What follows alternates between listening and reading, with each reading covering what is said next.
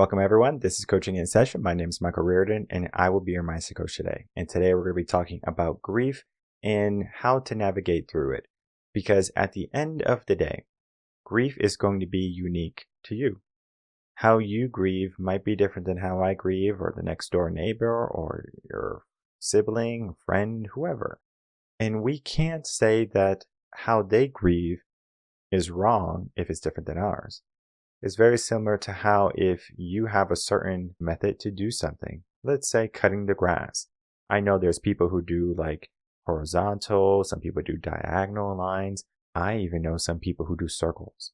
So they do circles on their lawn, right? So you have 3 different types of lawn. And I know this is kind of skewed. Like, why are you talking about lawn? We're talking about grief. It's because those 3 lawn types, you might have a preference for. How you grieve, you might have a preference for. You might say, I'm going to go out and I'm going to party. I'm going to go out and I'm going to go travel. Or I'm going to, sit in my room and watch movies. Or I'm going to, write and I'm going to journal. I'm going to, paint, or I'm going to go play music.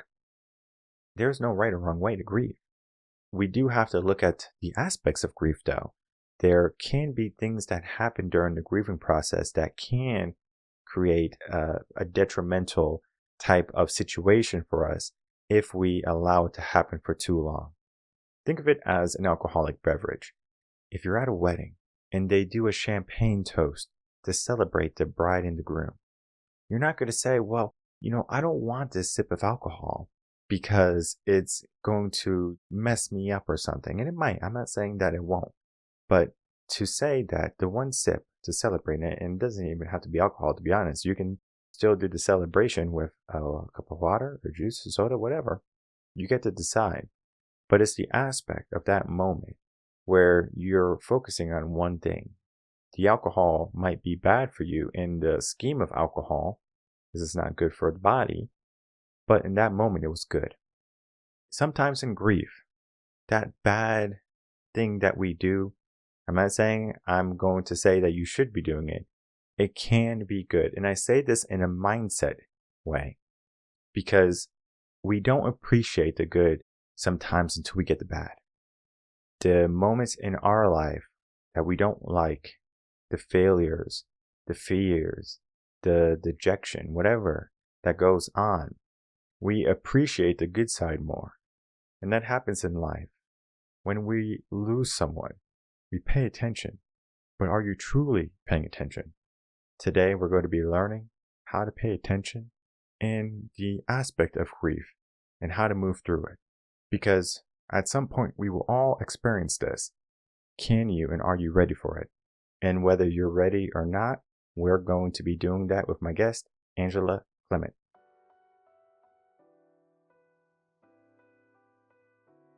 Welcome, Angela Clement, to Coaching in Session. How are you doing today?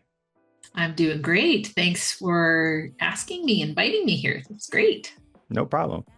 I love to have different coaches of different walks in life come on Coaching in Session. I don't know if you tuned into any of the episodes, or if you just know the mission here at Coaching in Session is that we bring on different coaches because everyone is going to be having a different walk in life.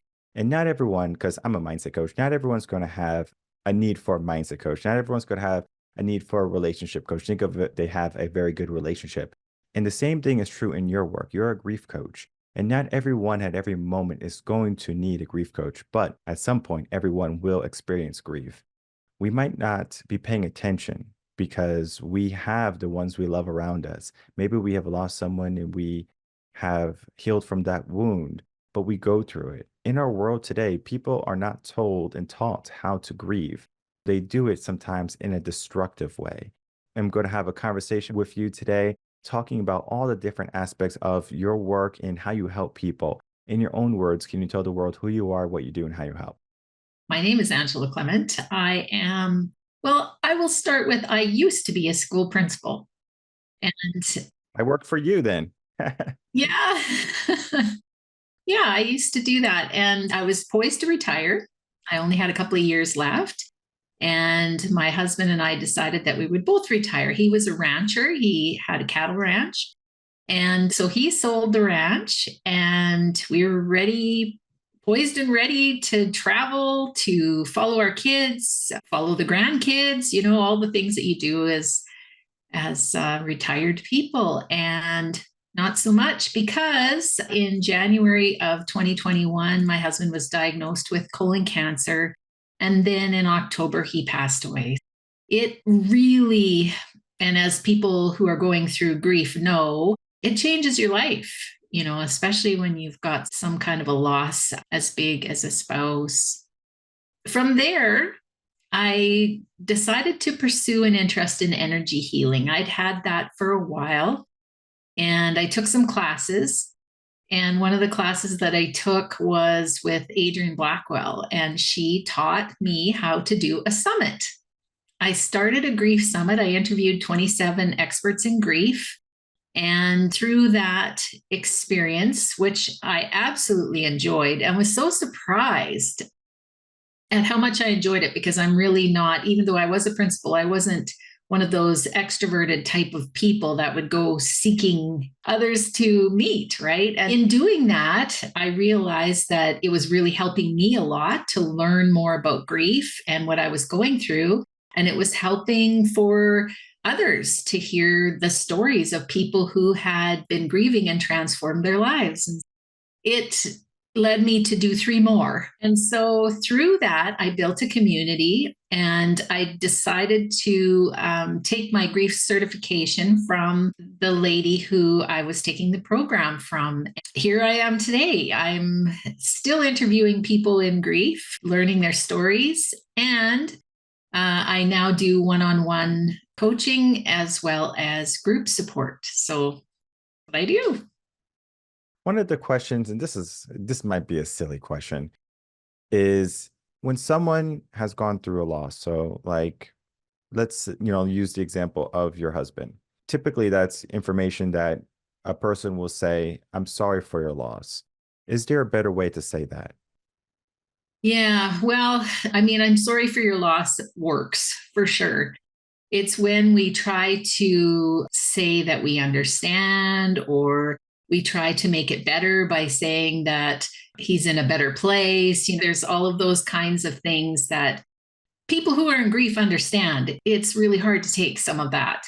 But being sorry for someone's loss and just being with them and letting them know that you're there is really all that is required. And so less is more sometimes when it comes to that.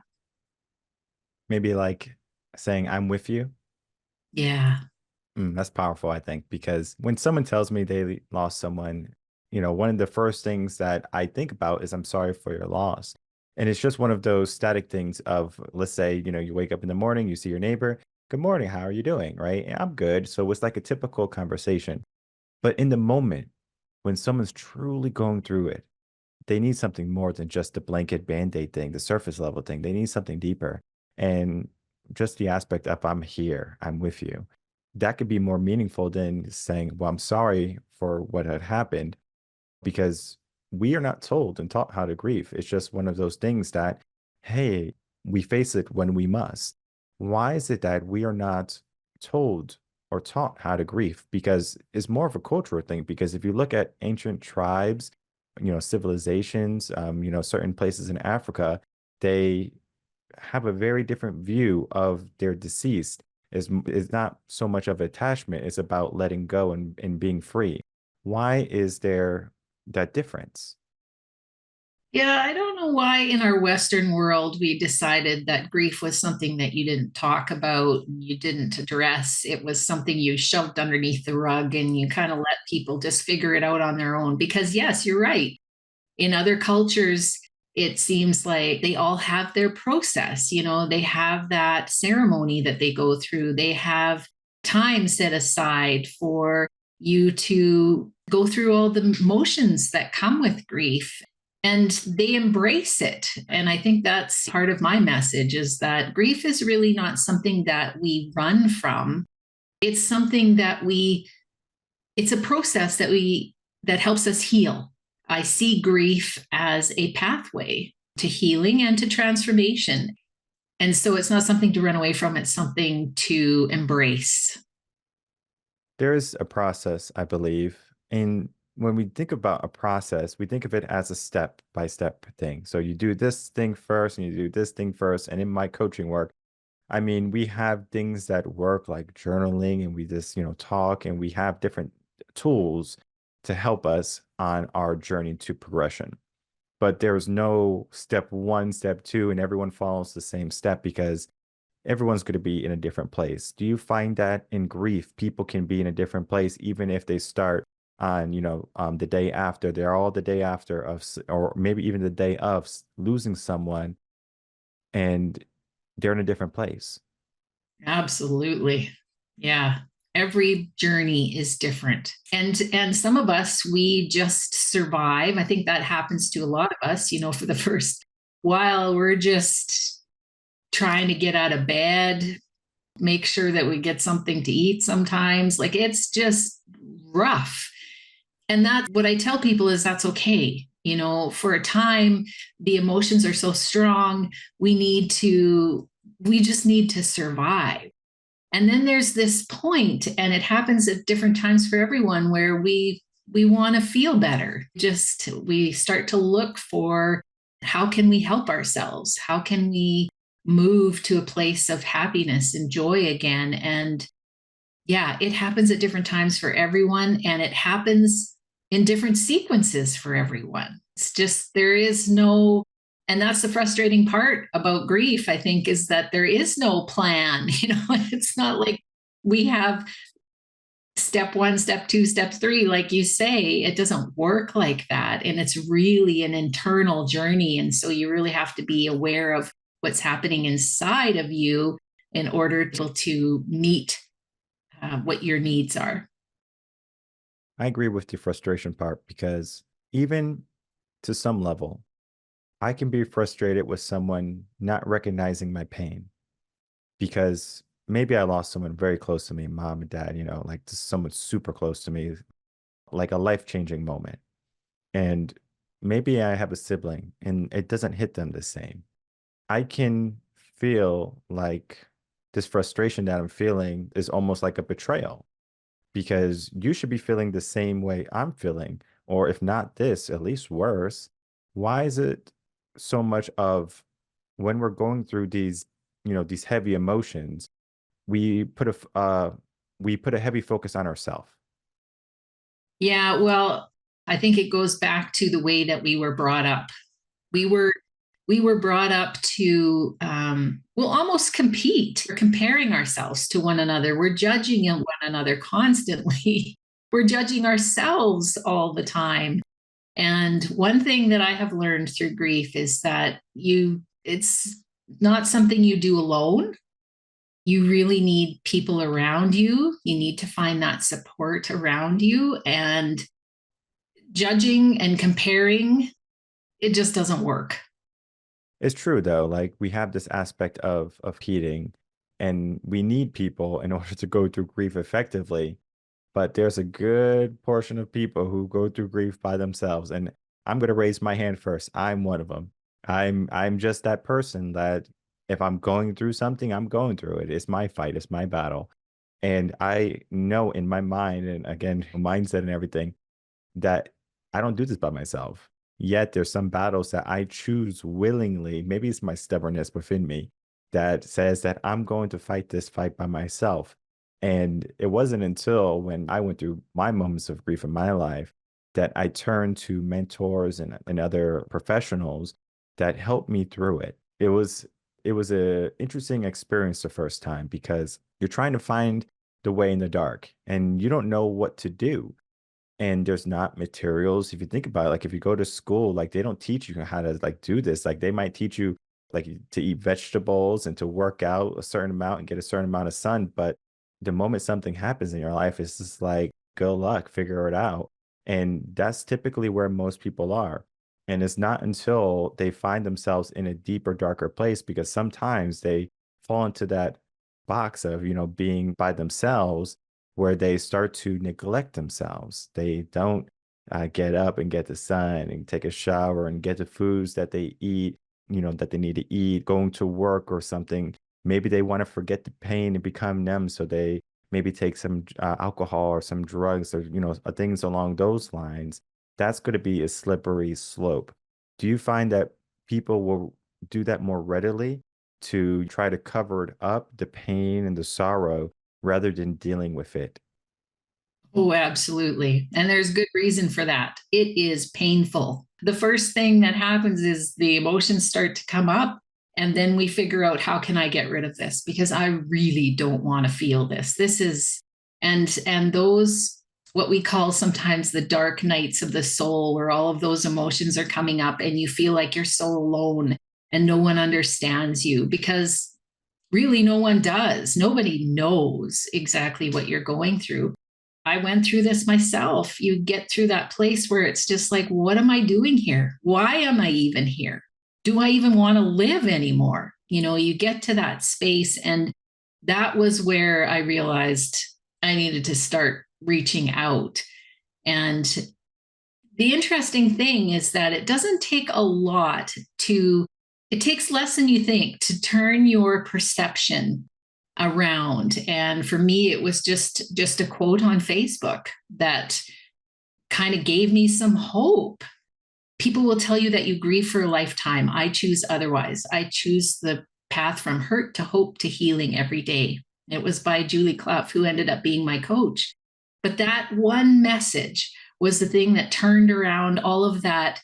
It's like you were talking about, spiral downward, because your emotions get so heavy and so hard to take. And then, yes, you don't feel like eating. You don't feel like doing the things that you know are going to help you. You just go into this space of despair.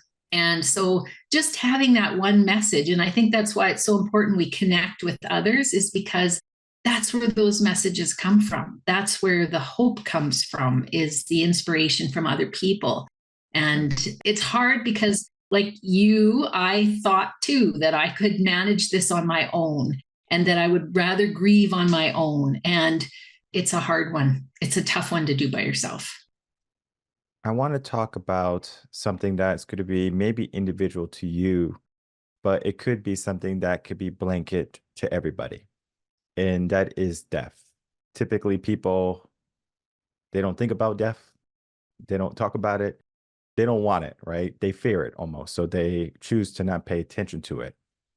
But then when they're at that door and they have no choice but to focus on it, focus on life, maybe, what is something that they can expect from the people around them to happen? Are you talking about people who have? Yeah, like what happens after death? Yeah. Well, for me, and I think everybody has their own beliefs, but I believe my husband lives on. And I know that I've gotten enough messages and signs and had enough spiritual experience with his essence that I know that he's there, that he's helping me, that he's on this journey with me. We had a pact to work together. We were going to travel across Canada in a motorhome, and he always wanted to do that, and I always thought we could help other people, especially when he got sick. I said, well, when you get better, this is what we're going to do. We're going to go and we're going to help others, and and I don't feel like that dream has died. I feel like he's doing it with me, just in another way. We're continuing to help people together. And I think the more that we strive for that connection and open ourselves to the fact that there could be another life on the other side of the veil, they say, then the more signs and synchronicities that happen that help us to understand that it could be true. And I get those every day. There was a gentleman, his name is Keanu Reeves. I'm not sure if you saw the interview with him on Stephen Colbert, and he asked the same question, what happens when someone dies? And he thought about it for a minute, and he said that the ones who love us will miss us. And I found that to be so powerful. I was like, whoa, that's so true. Because when you lose someone, it's like you miss them. Like you want them back. You almost regret not taking more moments and paying attention. I know a common thread when people are going through loss, they get bad news from someone passing away, they say, I wish I talked to them more. I wish I was there more for them. And they have all of these regrets. They say that regrets are typically not in our life. They happen after. When someone is no longer around, we regret the moments that we never instilled. There is this idea that we will make some changes, right? Because now we have this wake up call. Okay, I'm going to do this. I'm going to be more present. But we fall back into our everyday life, our slump, if you will. And we forget that pledge of allegiance of making an effort to creating a connectiveness with the people around us. Why do you think that we have this moment of paying attention and of hope, making adjustments in a better future, so we don't have this regret again, but we fall back into our same style? Because we're human. Yeah, very true. Yeah. And, grief is in a way a gift because every day since Blaine has died, I know how short life can be.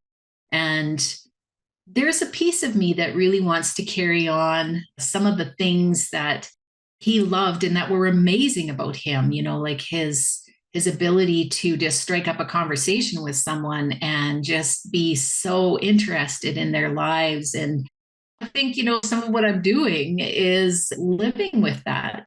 And every time I do an interview, I think of him, right? Yeah, we do get pulled back into that everyday life. I find with grief, it really was a wake up call. It really was a big one and not one that I will forget easily. I don't think we forget those moments. I think they're there. And I think we learn to manage them a little bit better as time goes on. Because I remember for me, I'm not sure, like if anyone or if everyone will resonate with this, is when I go through grief, the moment that happens is I feel anger. It's not sadness, it's like anger. It's just like, and I just don't know what to do with it. It's like, do you punch a wall? Do you go to the gym? It's like you have all of this momentum and it feels like you're stuck. Think of it like you're like in a car and you're revving, and you're ready to go, but like it's in park and you're not moving. How can we start to navigate those emotions and put them into a healthier place than just staying there? We are taught not to be angry, right? It's not a good outlet. There are healthy ways to be angry. And I remember being very angry at my husband for leaving me. Angry because he left me with the seasonal camper. I had to winterize it by myself. Some of the craziest things, I was so angry at him for leaving me. And I mean, there's still moments where I think, why did you do that? But I think I've learned over time that when that anger comes up and any of those emotions come up, they have to be released. Otherwise, and this is my background in energy healing, they're stored in your body. And so they start to manifest as physical pain. I do a lot of writing. I will write, but I will also go for walks. I will scream if I have to. I will cry. I will do whatever it takes to release that emotion. And I think everybody's different because we all have different creative outlets some people like to exercise and release the energy by moving. Some people like to draw. Some people like to paint. Some people like to dance. But I think it's important that we express that in some way, shape, or form so that we can move the energy out so it doesn't cause physical symptoms. Yeah, and I'm so happy you brought that up about the idea of energy and how we can release it in different avenues. So if you're a painter, if you are maybe a gym goer and you go to the gym, you do yoga, things along those lines. One of the things I think about when we have emotions and thoughts in our mind is very close to what the monks and the Buddhists believe. It's like we treat it as a leaf on the river, and the river is always moving. And sometimes we want to focus on that leaf. We wanted to say, I'm focusing on this leaf, I'm focusing on this moment. And they say, well, that moment has already gone. There's new leaves here, and we have these new moments. And we fail to pay attention. And I think one of the gifts of grief is that we can learn the two. And so it's kind of like the yin and the yang. It's like we can focus on, that moment, that grief, but then we can also move on to the next. And then the more you do it, I'm not saying it gets easier, but we become to manage it better. Think of it as if you start your own business. Maybe in the beginning of starting your business, you don't know how to do the books, accounting, stuff like that. Maybe you're not really good at creating websites or social media, but with time, you get better. You become more skilled. You become more, adept in it. And we learn ourselves better as we grow. However, not everyone takes this path of learning. Some people say, I'm going to stop learning once I'm out of high school. I mean, it can happen even before that, but high school is going to be our set point for at least today, where they say, I'm not going to do any more reading. I'm not going to do any more learning. And that becomes a detriment to themselves because they fail to learn about themselves. They fail to understand what makes them tick, what makes them who they are. And it makes them almost robotic in a sense because they just become this regimented individual. And the moment a wrench is thrown into their life, everything is thrown off of whack. Like their whole conveyor belt to how they were living is gone. And now they're just confused. They don't know where to begin. How do you help people begin?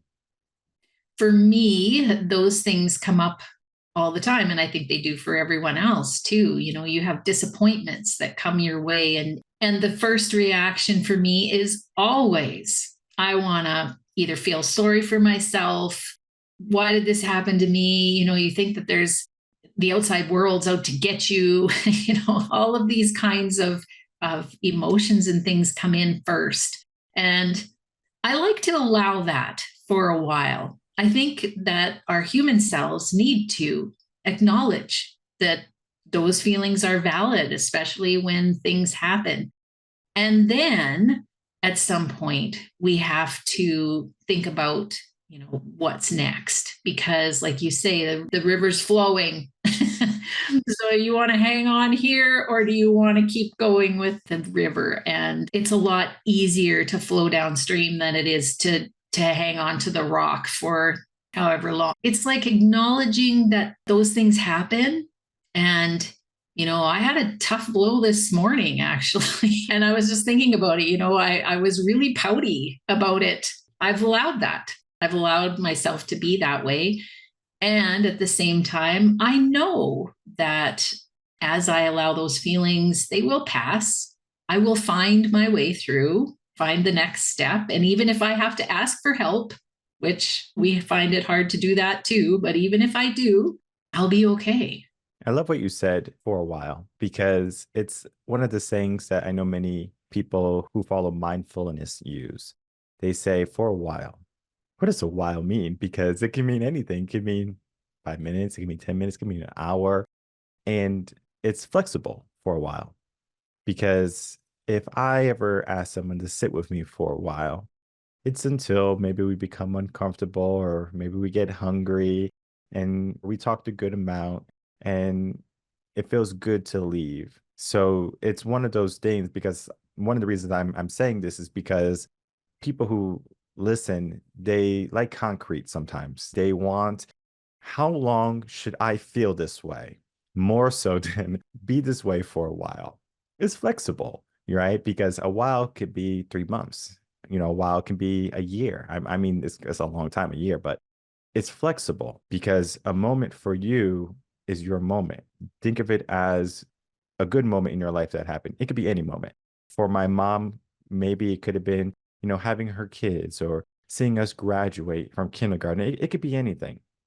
And I'm certain she thinks about those moments more than, her life, her problems, her work, or whatever. She probably thinks about the good moments more so than everything that else is the noise.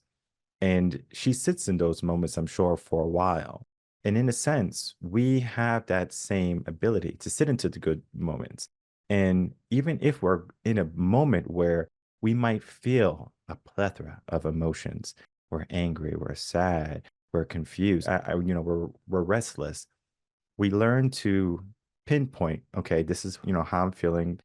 And we get to now section it off, place it into I guess we can put it in boxes, we can put it areas and sections. I mean, we can be flexible with the term, but we go through those emotions rather than just let them ball up, ball up, ball up, because eventually, if we just stay in that onion form, and we don't peel away everything that is going on, we begin to fall apart. Our health, we begin to, deteriorate. We got bags under our eyes. We have, moments where we feel fatigued and lethargic because we're not taking care of ourselves. And then one of the things I began to ask myself is, would that person want me to be this way? And typically the answer is no. I say, what can I do to carry on in their footsteps so I can carry on in their good name, to continue with all the things that they have instilled into me? Because if you lose someone that you truly love, I mean, they have that character that was instilled onto you. Grandma, grandpa, mom, dad, husband, wife, they become a part of you. They are a piece of that puzzle. And I mean, I'm not talking about the aspect of, once that piece is gone, it's just a hole in your life forever. We learn to appreciate that because we have learned to dwell within that person. And as you said early on, he's with you. He's not gone and he's forgotten. You have, I'm sure, his voice within you that is there, that is pushing you to be better, to help people also to go through these hard moments, because we can easily say, well, it happened, life happens, and kind of move on. For the people who truly love us, they're always going to be there, even if we don't see them every day, if we don't visit them, they're still within us. And I believe that too, because if we are just going to say that life is okay, you're just here in your physical body, and then all of a sudden, there's nothing else, then why are people enthusiastic about being better and enhancing their life? Because then we look at the means to the end. What is truly the end? Is everything forgotten? But there is meaning, meaning that is created. And one of the things I say is this: life has no meaning, but in life, you have the opportunity to create meaning. What is your definition on life's meaning? Oh boy, that's a big one. This will probably be the last question. I know they're big ones. Well, I think everybody's meaning is different, but we definitely are always striving to make meaning from everything that happens. And the way that we do that is by just feeling into our own passions and our own desires and our own joy. I will give an example. My husband loves steak. He would barbecue a steak. He would just love it. And he was a cattle rancher, so it makes sense. The first time I tried to barbecue a steak, it was devastating. I mean, I cried for the entire time, I guess, and it took a few times. But now when I cook a steak, it just feels so, I have so much gratitude and appreciation for what he enjoyed in life, the things that he loved, the people that he met, the sports that he participated in, the kids that he influenced. Like, it was, he brought so much joy to all of those things. And so when I live my life now, I think about that. I think about what he loved, and I think about what I love, my legacy, what I like to do. And I think that over time we build an appreciation for what we've been through, the challenges that we've had to meet, what we've learned through that, the people that we've met, the connections that we make, the difference we make in people's lives, the difference that they've made in our lives. And we learn and grow from that. And I really think we're here on this earth. That's what we're here for. We're here to be challenged and to learn and grow. And it helps us as spiritual beings, kind of like Earth School. Here we are. What would you like to learn? Yeah. This one is definitely a silly question. Is we're experiencing all those emotions when you're grilling the steak the first times. Now you have learned to manage it. Has there ever been a time or a moment when you said, I don't want steak today because I don't want to go through these emotions right now? Oh, yeah. There's been times where I've just wanted to avoid it completely. And I think it's in my nature to attack stuff like that. I'm maybe a little bit of a perfectionist or something along that line because even with grief, I felt like even though it could have devastated me and I could be still laying on the floor right now and crying over it, I wasn't going to do that.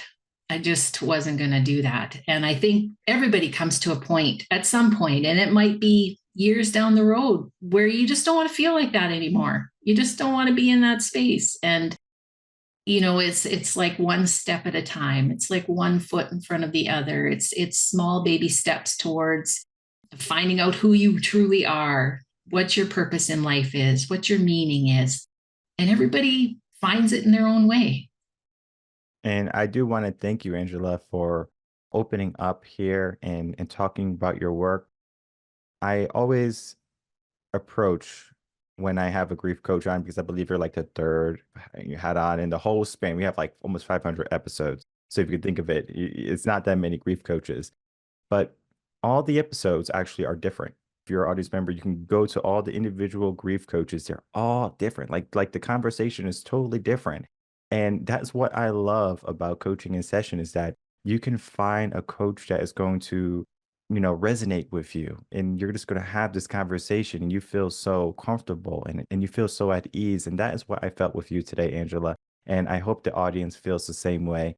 As we begin to wrap up, can you give us some closing thoughts, some final words, and then tell the audience where they can find you? Yeah. My big mission is to give people hope. It doesn't matter if you've been grieving for years and years or if you're just new and don't know where to turn. There is hope. There is hope and there's help out there. I didn't know that. This is my big mission to make sure that people know that you can heal, that you can live a life of joy and happiness again. It is very possible. And I believe it's possible for everyone. That's my big message. You can find me at healingenergy.world. That's my website, and all of my resources and information are there. Right now, I'm doing angel readings for people, and they're finding it really helpful and comforting to have messages from their angels on the other side directing them and guiding them. And it's just part of what I do now. And yeah, check that out. And I have my podcast. You can check that out and meditations and different things. All right, easy enough. And I'm going to make it even easier. All the links are going to be in the description box below so people can easily check you out, learn more about what you're doing and how you're helping people, listen to your podcast. All of these things are going to help individuals, whether you are a veteran in grief or you're the new kid on the block. We are all going to be going through things differently in life. And we do have to give ourselves the aspect that we shouldn't be doing it alone. Even if you're like me and you want to do it and you want to fight the fight by yourself, don't. It's easier. It's to have a group, a community. It just be a single coach, that person that's going to look in you, helping you navigate all those emotions that you're feeling and putting them in the right places because just kind of letting them go haywire every single day is going to cause mayhem. And if we can avoid that mayhem, life typically tends to be better. I do want to thank you so much, Angela, for coming on, again, spending some time and talking about your work. All right, everyone. I'd like to thank you so much for tuning into that interview with my guest, Angela. We had a wonderful conversation, and I love speaking with different types of coaches, whether it be a mindset coach, a fitness coach, a grief coach, and learn about their mindset, learn about their process because we understand something about speaking with other coaches and listening to other coaches is that we're human. I could not feel any more connected to Angela after our conversation. And I'm sure we come from different walks of life, but we're all here on the same planet. We all want to help people. But there's this idea that you're over there and I'm over here, and my business is my business and your business is your business. And this is an A and B conversation. You need to see your way out of it. But sometimes in life, it's not about what you see. It's about who you are and what you do. Because in the moments that are your darkest moments, those moments are going to be maybe your brightest moments, your moments that are going to ignite that fire within you. If we look at the statistics, people do not achieve greatness when everything is going good. Everything's smooth sailing, right? Everything's according to plan. It's in the moments that we're jolted awake, a trauma happens in our life. And I'm not saying you need to lose somebody, but we pay attention. Today can be that jolt for you to pay attention. I want you to understand that. You don't have to wait for something bad to happen in your life. You get to choose right now that I am going to do something. I'm going to make some changes. And you commit to those changes. You make it a habit. You do what you have to do. If you have to call somebody, set a reminder on your phone. If you have to be there for someone, make sure you show up. Because it's easy to get distracted. My life is extremely busy. It's difficult, especially when you are a father, you're a husband, you're a son, you're a brother. You got a lot of things to juggle. And then I even give myself the aspect of being a coach to individuals in groups and organizations. It's a lot. It's stressful. But I pay attention. And it helps me through those moments when I want to stop, I want to give up, I want to stand still. Sometimes we want to stand still in our darkest moments. But I encourage you to find a way to keep on moving, to find a way to heal, to recover, to use the negative, in a sense, to be better. I'm not saying that if something happens in your life, you need to put on smiles and start being optimistic all of a sudden. That's not reality. We must go through those emotions. I know people who try to ignore them and eventually just balls up. And the type of person they become more bitter. They maybe become more recluse, closed off. And it's because they are afraid to open up in a way that might open up the locks and the chains that they put around their emotions. How can we start to look at life for what it truly is meant to be? The meaning. You have meaning. You can create meaning for other people. What is the hope you would like for the world, for yourself? You have these ambitions, but not everyone is going to walk toward them. And then even in the moments when you are grieving from a loss of whatever or whoever, you have to figure out, what do you do next? And if someone in your life is going through a hard moment because of a loss, and one of the things you said was, I'm sorry. Yes, it's okay to say that. But what can we do that's more? I encourage everyone to share this episode with them. I encourage you to be there to support them. And even if you just said this, and this is something my brother did, and even if I didn't want to do it at the time, I still did it. You just say, hey, I'm not going to ask you for anything, after this. I just want you to come to the movies with me. I'm not going to ask you for anything after this. I just want you to listen to this episode with me. Hey, I'm not going to ask you to do anything, after this. I just want you to read this blog with me or read this book with me, right? It doesn't matter whatever that is. You are there with them. You're not just saying, here's a book, read it and you'll feel better. Here's a blog, here's a podcast episode, listen to it and just read it and you'll feel better. Because in the moments of this podcast, this episode, you can hit pause and you can talk about what's going on. Would you like to talk about it or would you like to hit play? There are many different aspects to how you can help somebody. And sometimes you might not be equipped to do it. And that's when you want a professional, someone who is trained to help individuals, someone who has done it countless times again, who has a track record of having and getting results, is important. Because anyone can be that shoulder. But to be the beacon, that requires sometimes a unique individual. So you might be it. That's fine. Angela might be that beacon for you. That's fine. We continue to figure out where we need to be. Sometimes everything is going to be straightforward. Sometimes things can be a bit more encrypted. Life does not have to be a puzzle at every moment. sometimes the answers can be right in front of you. And I encourage everyone to check out the links in the description box below and to begin one step at a time, that journey toward a better tomorrow, toward a more hopeful future where happiness and joy can once again reign supreme. My name is Michael Rearden. I'm a mindset coach. If you have any questions, email me coachinginsession@gmail.com, and I will see everyone on the next episode of Coaching in Session. Until then, everyone take care.